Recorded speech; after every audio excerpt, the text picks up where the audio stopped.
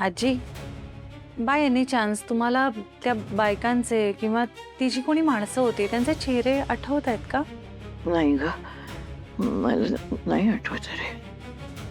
आणि कसं ग त्यांचे ना चेहरे झाकलेले होते ना, नाही आठवत. इतकं सगळं असं पटकन झालं रे की काय नाही, म्हणजे काहीच नाही आठवत. डोकं दुखते पिंट्या, डोकं दुखते. बस बस बस, तू आता काही बोलू नकोस, शांत पडून राहा. तू ठीक आहेस, आमच्या जवळ आहेस, सुरक्षित आहेस, हेच सगळ्यात महत्वाचं आहे आजी. बाकी सगळं नंतर बघू. तू आता आराम कर. आणि एक लक्षात घे, मी पूर्ण वेळ दाराच्या बाहेर कोणाला तरी बसवणार आहे. आणि आता नाही म्हणायचं रे, जे मी करीन ते गपचूप ऐकायचं. पिंट्या बस.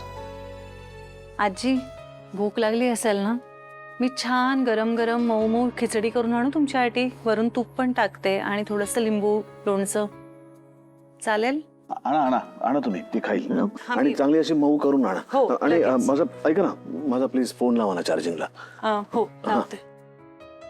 म्हणजे तू परत मला आता 3-4 दिवस असंच झोपून राहायला सांगणार आहेस ना? म्हणजे काय, तुला बरं वाटल्याशिवाय उठून येणार आहे आणि मी इथेच बसणार आहे, तुझ्या शेजारी, तुझ्या बाजूला. कळतंय? कुठेही जाणार नाही मी. पिंट्या, औषधं, आराम, सौम्य जेवण, हे सगळं करायला लावणार मी तुला. पण काय करायचं रे? कारण मला ना ते आजारी पडलं की असं समसमी जेवावंसं वाटतं रे. आजी, तू आधी बरी हो. मी स्वतः तुला हवं ते खायला घेऊन जाईन. बरीच आहे रे बस ना. मी. हे बघ, तुला जर काही झालं ना तर मी, तुला कळतंय ना, मला फक्त तुझ्या जवळ असू दे आजी.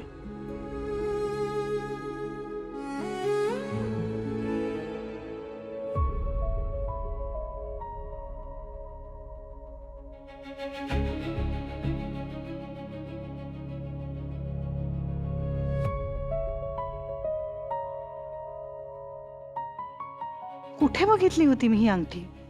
एवढी का ओळखीची वाटते? अगदी घरातच बघितल्यासारखी वाटते.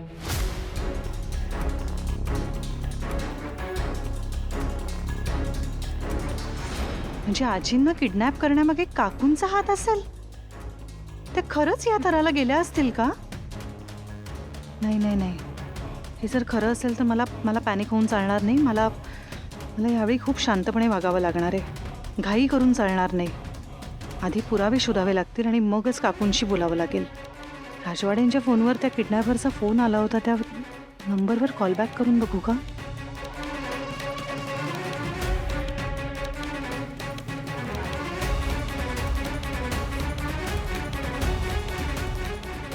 अरे यार, याचा फोन बंद आहे.